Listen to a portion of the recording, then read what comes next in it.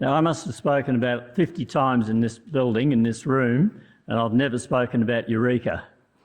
It's always been local history that I'm speaking about, but never Eureka. So my first thought was, what's the problem? Why have I avoided it for so long? November 1966 was my HSC year, and I had to get to uni, and I had to get a scholarship to get into uni. Dad was already on the pension. It was massively important that I did well in that exam. Australian history, 3 essays you had to write. So the teacher said, prepare for 4 topics just in case. What would a teacher know? I prepared for 3. Eureka, I assure you, was not on that blasted paper in November 1966, and it put my whole future in doubt. Somehow or other I managed to squeeze through and went ahead. But the trauma has stuck with me, I tell you, all my life. The other reason, of course, it's not humility, it's a touch of fear. This topic is a touchy one. People have strong opinions on it. I think I'd rather stand up at the Orange Lodge in 1860 and talk about Roman Catholics and Protestants and 20 years ago talk about Eureka. It is one that causes people to, they come at it ready prepared, put it that way. The strangest thing about writing history or even reading it is that we know where it's going, don't we? We know the end. We know what happened at Eureka. It happened. There were deaths. There were men killed, and we also know the consequences of that in terms of the changes, and we can debate the extent of which it was caused by the death of those people. But it always strikes me as strange that when I'm reading a history book that's well written, you'll find me turning the pages really rapidly. What happened next? What happens next? What happens next? Well, for heaven's sakes, it's not a murder mystery show where you're trying to work out who did it. I know who won World War II. And yet if I read A.J.P. Taylor, I find myself reading it at a gallop because it's so well written that he's dragging me along through the complexities of the story as it's developed. There is a sadness about it, though, at the same time, because when I think the Edwardian period, 1900 to 1914, is the most gorgeous time in history. And in Ballarat's history in particular, there's the steamers on the lake, there's the kids paddling, there's the kids eating ice cream. What could be more gorgeous than that? But I know what they didn't know, and that is in 1914 we're going to have World War I. So we know where this thing's going. We know where the tragedy is heading. We know that those flappers enjoying their freedom in the 1920s, we know that they're going to hit that depression. And we know those young fellas who are coming out looking for jobs at that time are going to get their first job. And it's going to be at Kokoda, and it's going to be in the army. So there's something strange about history. It is called a discipline. It forces you to actually confront these particular things.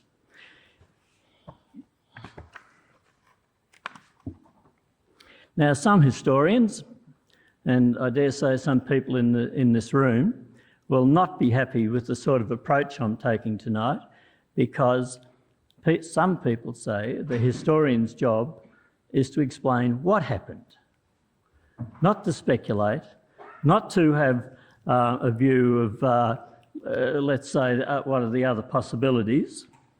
Now, the view that a historian should limit themselves in that way is not a view that I share. And I'll tell you why I don't share it. It's not in my upbringing, it's not in my culture, it's not in my society. I was told, I was taught, indoctrinated if you like, but it's in me and will be until my last breath, is that I have choices. I have choices about which school I went to, about my life partner, what job I should have, what I should do with my money, what I should do on Sunday, which building I should enter or not enter. I think that I had choices through my life, and I think politicians and societies have them as well. I don't think it's an inevitable path. I think we are a product of choices made, and therefore I am going to take this approach of examining the what if of Eureka. Now, one last caveat, and it's a large one.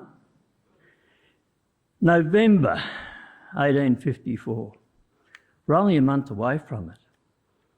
Now, if we could wind it back a year, 2 years, 5 years, we could solve it easily, couldn't we? It's like having that accident at the roundabout at the dangerous corner in Ballarat. Now, with 1 second to go, when you've just hit the brake, too late, you're going to have the accident. But if you'd got up 5 minutes early, if you'd prepared a little bit better, if you hadn't had the arguments with the kids, if you got those brakes fixed the week before, the further back you stand from the incident, the easier it is to exercise choice and to do something else. So November 54, Hotham's here. He's ordered 2 licence hunts per week when they had dribbled down to about once a month. Now, what could be done? Oh dear. I think by then we're in diabolical trouble. Right, so let me now begin with Eureka Stockade, and I'm going to do something peculiar. I'm going to turn to page 8, the last page here. And by the way, you might have already noticed that usually I talk, I ad lib, I digress. Not on this subject, I'm not. I'm reading. I'm sticking to the notes. This has got a different approach to it than what you might usually expect from me. So let me turn now to the last page, as I said, and I'm going to tell you my conclusion. And then I'll go back and try and justify the point that I've made. I think that the government made a blunder in 1851. They made a terrible mistake, and it's around the licence fee. There's no historian who's looked at this that doesn't think it's about the licence fee. It is about the licence fee. And they made the blunder when they got committed to it. But worse than that, they knew it was a blunder, and they tried ineffectively to change it, and they failed. They couldn't do it. So the question becomes for me, why did they fail? Why were they not able to change this? I think there are 5 reasons.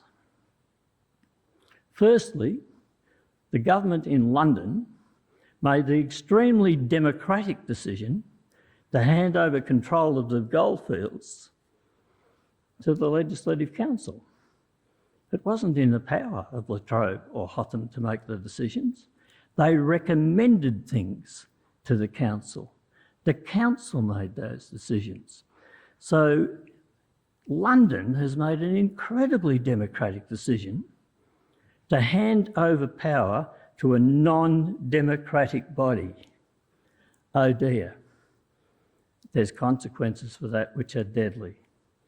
Secondly, La Trobe was not good at handling the Legislative Council. He's not a politician. He doesn't know how to keep people on side. He's not used to that. He's a governor, for heaven's sake.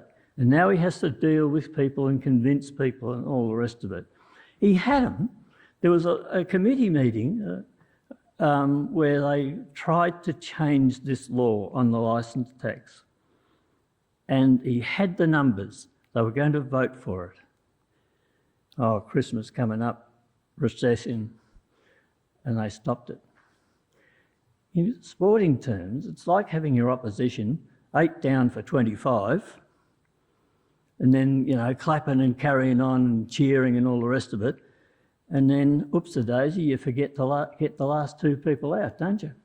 And the last 2 blokes go on to make 100 runs. You're still stuck on the field 4 hours later trying to get them out. And La Trobe, once he had them down, he should have proceeded, and he didn't. He was not a good politician. He was used to governing. He was not used to being a leader of a group of men in that other sense. Thirdly, the Legislative Council would not vote for it, these changes. So let's have a look at the membership. They're squatters, they're wealthy people, they own property, they own money. How much sympathy do you think that they've got for miners who are taking over their land? None. If there's blood on anyone's hands, it's on theirs. That's what I think. Fifthly, they're stuck on a view of the world. Some of them are. Childers, one of the guys in charge of the Treasury, he could quote large sections of a book. Now, in Victorian age, what book do you reckon that was? The Bible. No, not this bloke. This is a book that he could quote from. Large sections. This is Adam Smith's The Wealth of Nations. This is free trade, no government interference.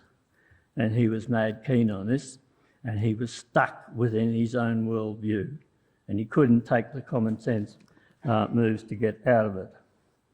And lastly, we get to Hotham. And Hotham, as we know, was a naval officer, and Hotham, of course, had trouble, the same trouble as Latrobe had, and that is to make those changes in a democratic society. So that's my conclusion. Now you know. I won't sit down. I'll argue that out and provide you with a little bit more detail about how that went. So let's start with that first assumption that it was the licence fee. The government knew it was unjust. It's nuts, isn't it? The people that found the Sarah Sands nugget down in the Canadian, in the horse paddock of Sovereign Hill, they're multi-millionaires. How much tax did they pay on that? 30 shillings. That's all they paid. The bloke next door to him who got nothing, who was starving, how much tax did he pay? 30 shillings. This is idiotic. This is not taxation as we know it. The more you earn, the bigger percentage of it you pay. It wasn't even the more you earn, the more you pay. It was everybody pays 30 shillings. 30 pieces of silver. Gee, it rings correct, doesn't it, from some other source? It is absurd. Furthermore, it's incredibly inefficient. What do you think most of the police were doing in Ballarat? 51, 52, 53. Well, they're not catching robbers, that's for sure. They're enforcing this thing. It's 80%, it's been estimated. 80% of money raised on the goldfields went to the police administration of this process. That's idiotic. The governor knew it was idiotic. Anybody who looked at it knew it was idiotic. The question is how to get rid of it. And thirdly, of course, every time you collect the 30 shillings, you have an argument with a bloke. You've got a fight between those that you don't particularly like and those in authority. So that right from the start, they have committed themselves to what had happened in New South Wales, and that is they'd gone for this licence fee, and without much thought, they had gone for it in Victoria. Mistake. Big mistake. So why was the government committed to the damn thing? Why was it crucial for government functions? Was there no other alternative? They had to have the licence fee. They had to have that money.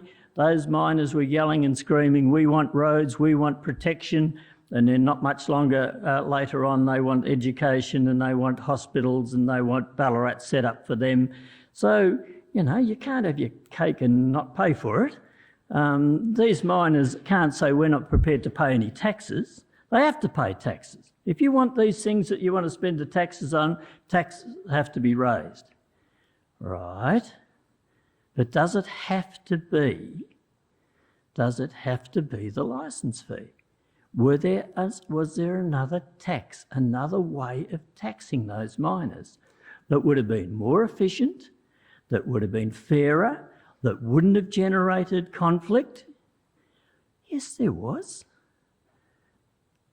Latrobe knew it, Hotham knew it, the miners knew it, virtually everyone knew it, but they couldn't get it through.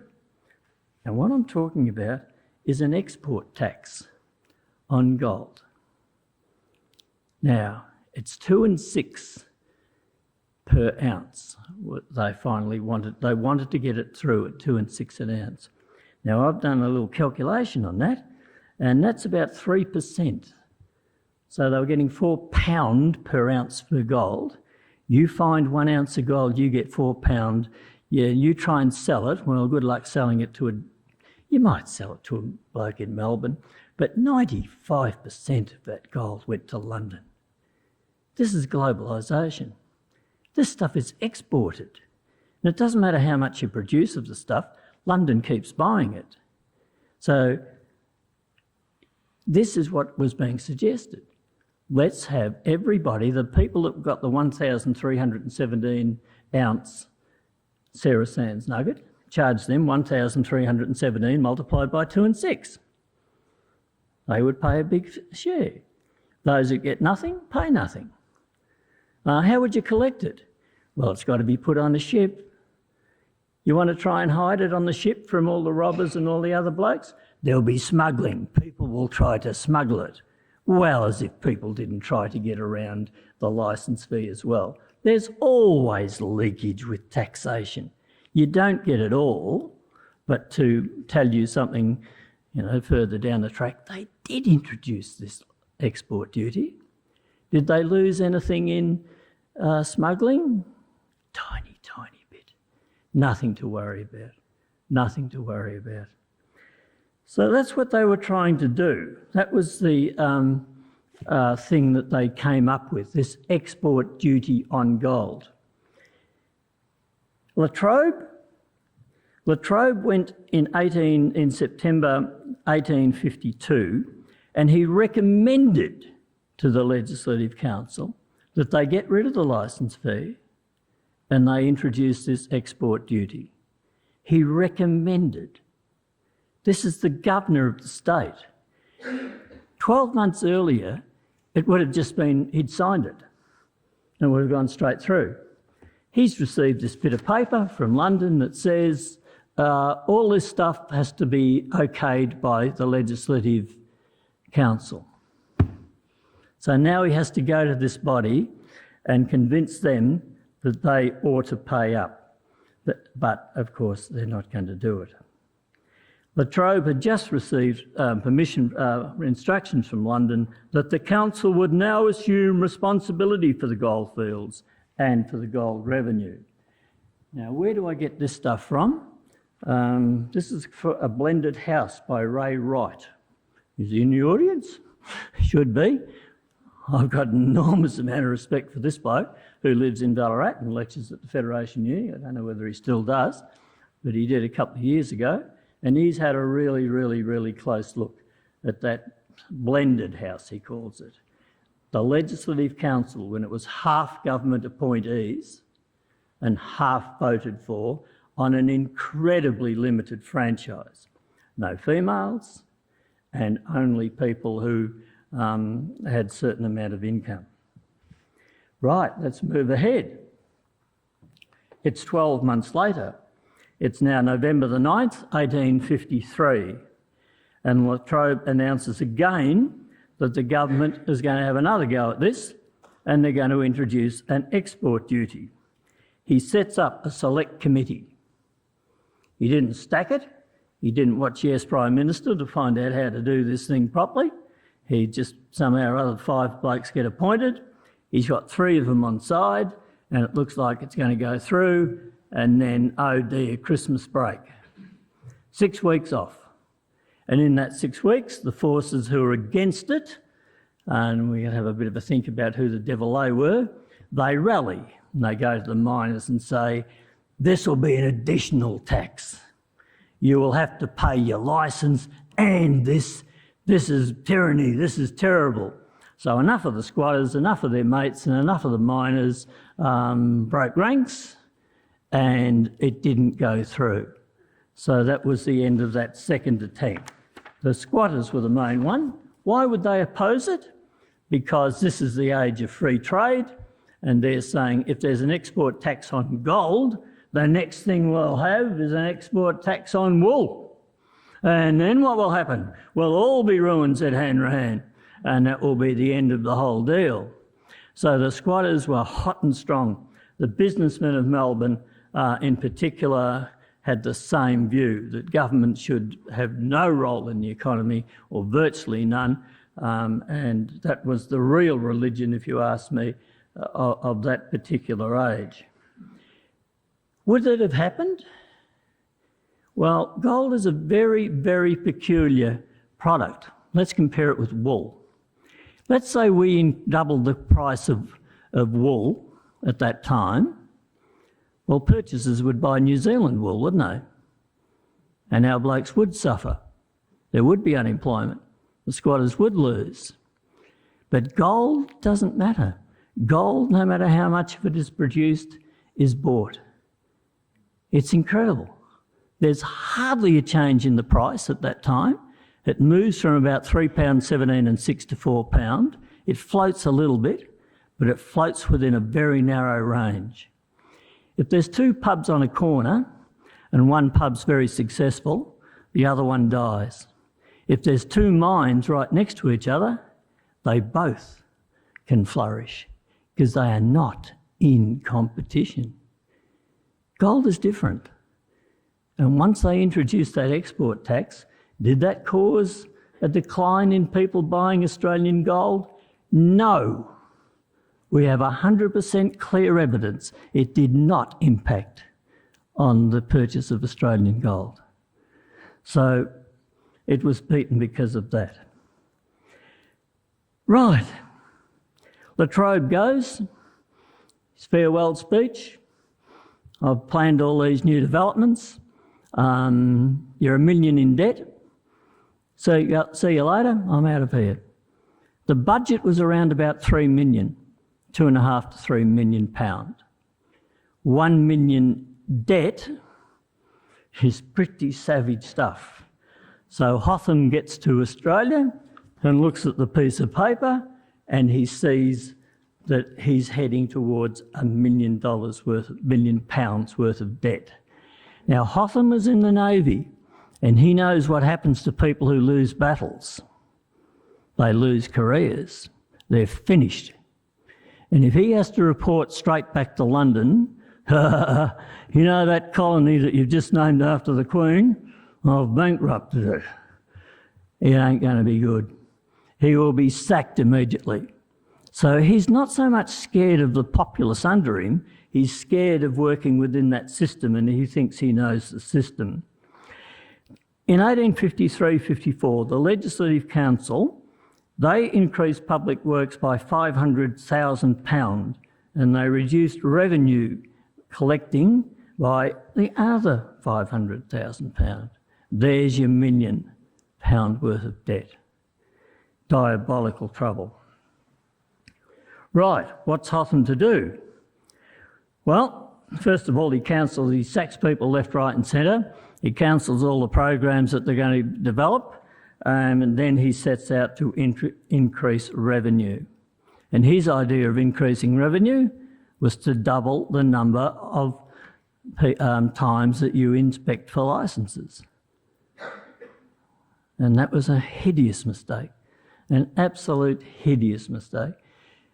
They had been reduced. Latrobe was backing away from the whole process. And suddenly in comes Hotham and said, now you were supposed to be having them once a week, you're not having them at all, apparently, I've heard. So let's have it twice a week. When he got here, he was cheered. People thought he would sort this out. Lady Hotham comes to the Ballarat. She's cheered. They find the big nugget. What do they call it? The Lady Hotham. She visits the Bridge Mall. She's carried across the mud by Big Larry, the biggest miner that's there. Hotham will save us. Hotham is the man that will reduce this.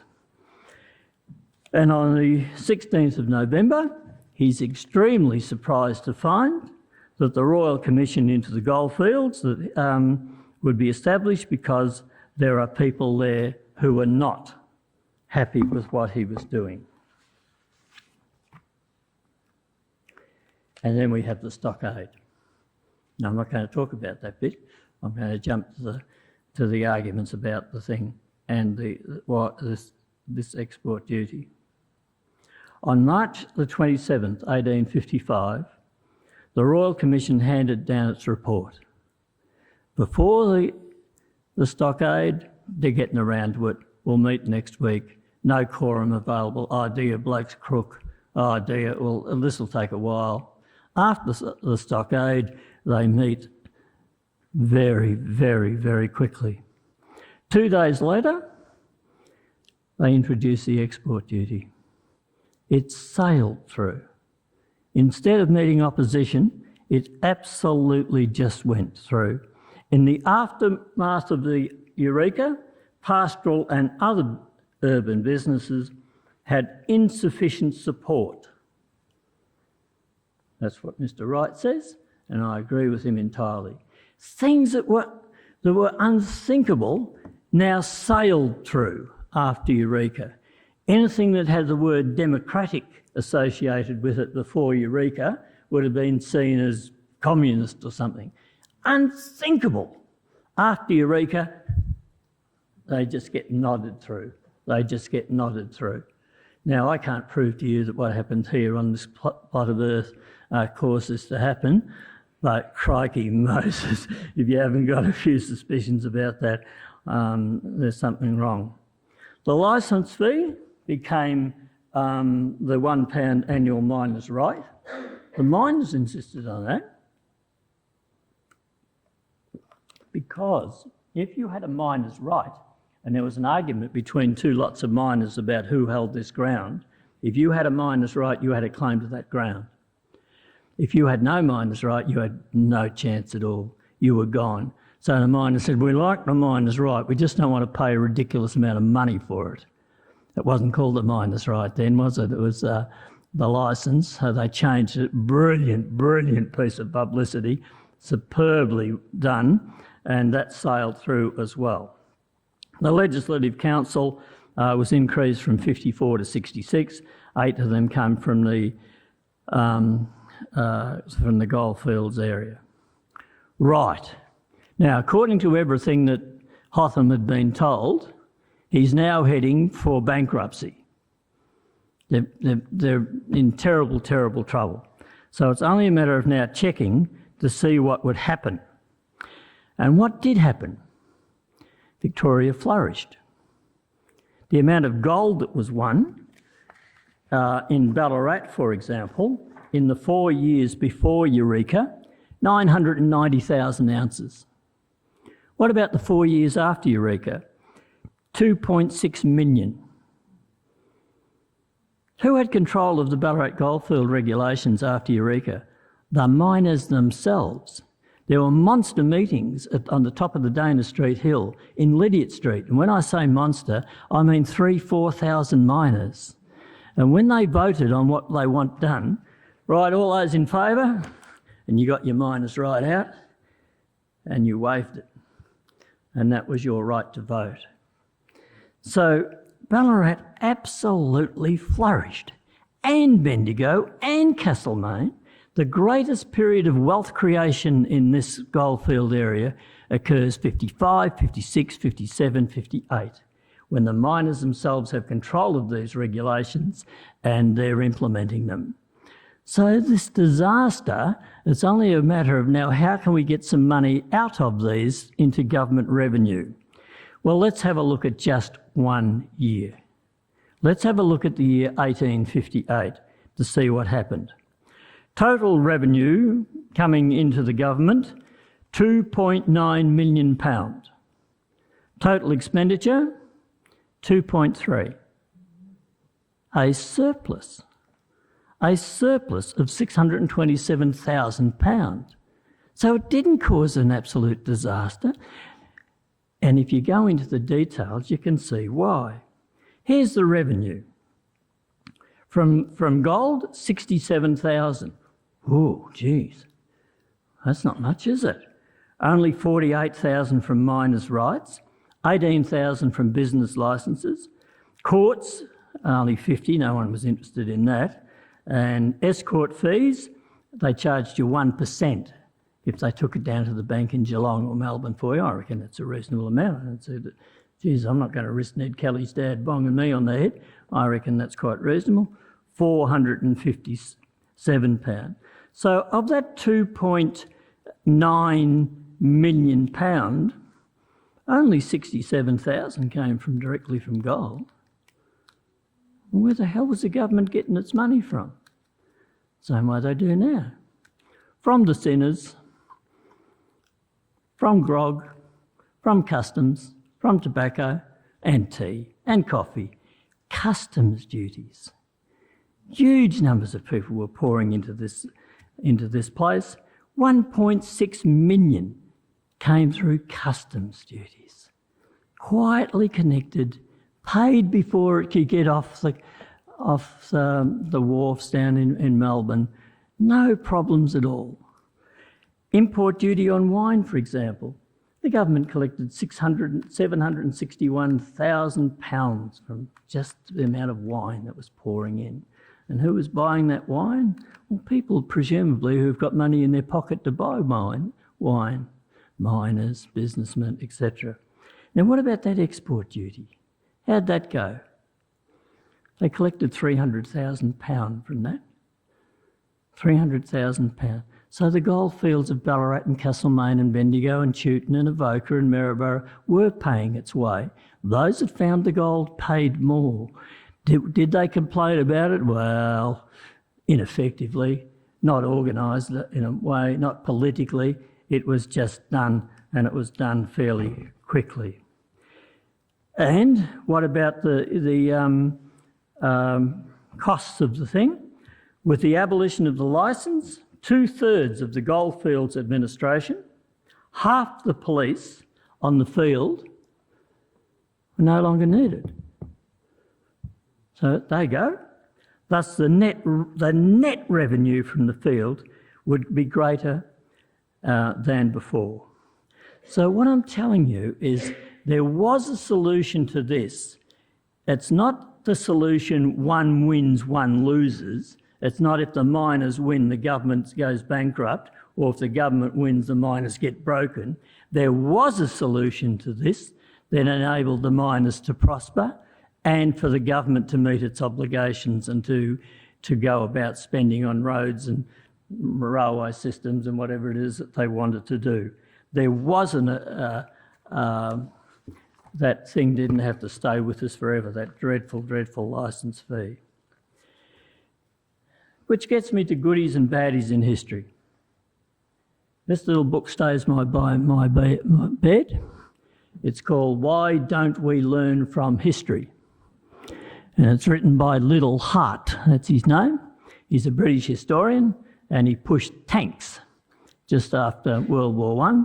And he said, by God, these are the thing of the future. We better have some ready if there's ever another battle.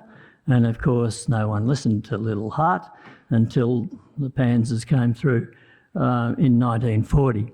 So that's Liddell Hart's response. So what's his answer to why don't we learn from history? We don't learn, he says, because we've got commitments. We've got commitments to a religion, to a party, to a race, to a group of people that we identify with. And while I can be blitheringly vicious at attacking your views, I'm hopeless at examining the weaknesses in my own. And that's what he says the problem was. So let me go over my goodies and baddies. As a kid, growing up in Ballarat, Eureka was part of our story.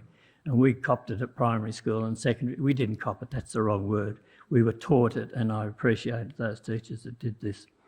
And I had my baddies, and my baddies were Latrobe, Hotham and Stawell. What do I now think about these men? Well, let's take Hotham, for example. How will he go when he knocks on the pearly gate about whether he was a goodie or baddie? Well, there's a book recently published on Hotham, and I was surprised to find about what he was doing before he was appointed as Governor of Victoria. He was in charge of the West African fleet of the British Navy. His job was to intercept slave ships. Under his command, 173 slave ships were caught and 15,492 slaves were freed. So that's what that man did in the 1840s. Bloody dreadful as a governor. Not bad as a naval squadron leader. I haven't freed 15,462. I have told you, though, haven't I, about Robert Carroll. You go into the Ballarat cemetery, you will find a grave that's still got flowers written on it, placed on it on a regular basis. This bloke was in charge of the children at the Wesleyan Sunday School at Dana Street. And he went 47 years without missing a Sunday. And his mum and dad were Jamaican slaves. And he came here to that gold rush, and that became his life. I wonder if he was one of these guys. So poor old Hotham, he's not all bad. The curate's egg stuff, isn't it? Part good, part good. Now Stawell, I have a little bit more trouble with Stawell. Why on earth they've named the goldfield after this bloke, I'm not too sure. Because when they said, do you think the miners should have a vote? His answer was no, because they're not settled. They're constantly vagabonds, they're vagrants, they're sojourners. They've got no real commitment here. They'll be here today, gone tomorrow. Why the hell should they determine the future of Ballarat if they're not going to stay here? Not a bad ruddy point, but they were staying here, because this was a hell of a more complicated thing than just, oh, there's a bit on the ground. This is going to take 20, 30, 50, 100 years to proceed with this. But Stawell opposed the vote for miners, but then again, so did Layla. So, but Stawell, I won't forgive him for that. And I suppose, I'm sorry, ladies, but there was no question of the ladies voting in 1855. The question was, would the working class be allowed to vote? Would they extend that suffrage to working people? That was the issue. That's what Chartism put on the table in 1848. That got squashed in London, didn't get squashed in Ballarat. It succeeded in Ballarat, and that's Ballarat's greatness. Right, who else have I got? Latrobe, well, he went back to Ingham Moat in Kent, and spent the rest of his days doing quite gorgeous watercolours. I've visited and had a look at his watercolours. He's a very good watercolourist. He might have been a good governor too, but he wasn't a good politician in that particular time, unfortunately. There's two things that are inevitable. We all know this, don't we? Death and taxes. Death and taxes are inevitable. And the licence fee was a tax, but that tax wasn't inevitable. There was an alternative. Enough people knew about that alternative, but they were simply not capable of implementing it. The great irony, of course, is that once we got the Eureka Stockade, there were consequences that were unforeseen, that opened the door to secret ballot, mailed suffrage, payment of members of parliament. We didn't invent democracy, we didn't perfect it, but by crikey, we certainly extended it. Thank you.